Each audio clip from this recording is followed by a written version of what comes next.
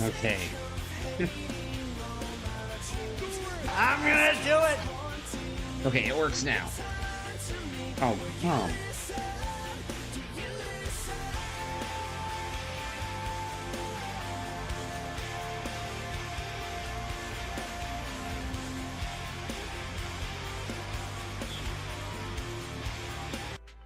On now to go through.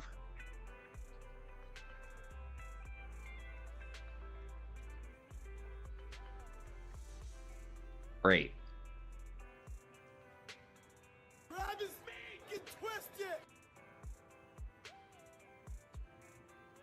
You know, I'm more annoyed now. Hey, player things are like. Oh boy. See like half a face here.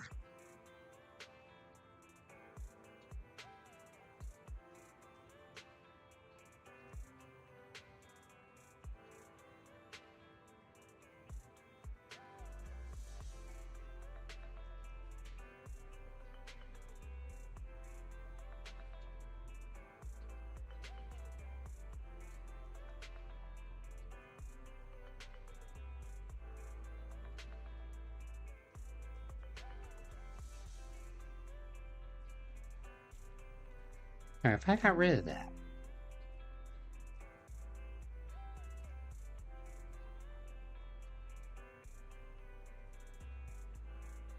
Hold on. Fixing it. Yo, we're gonna have to go through every single seed. Just a heads up. Don't do it! I'm gonna do it!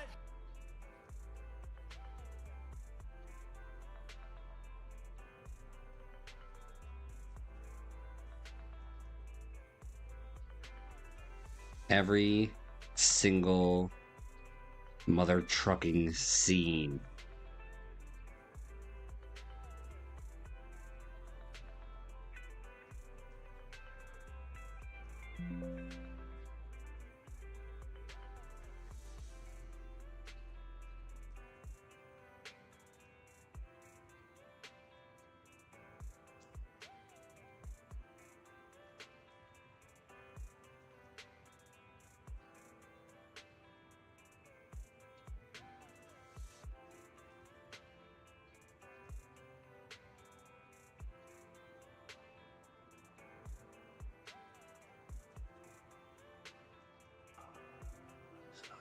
Don't do it! I'm gonna do it! Alright, we're gonna have to. I'm sorry for I'm everybody. gonna do it! Don't do it! I'm gonna do it! Don't do it! I'm gonna do it! Don't do it! I'm gonna do it! Don't do it! I'm gonna do it! Don't do it! I'm I was gonna do probably it! loving this. I'm gonna do it! Don't do it! I'm gonna do it! Don't do it! I'm gonna do it! Don't do it! I'm gonna do it! Don't do it! I'm gonna do it! Don't do it! I'm gonna do it! Shut up, Alex. Get ready for more.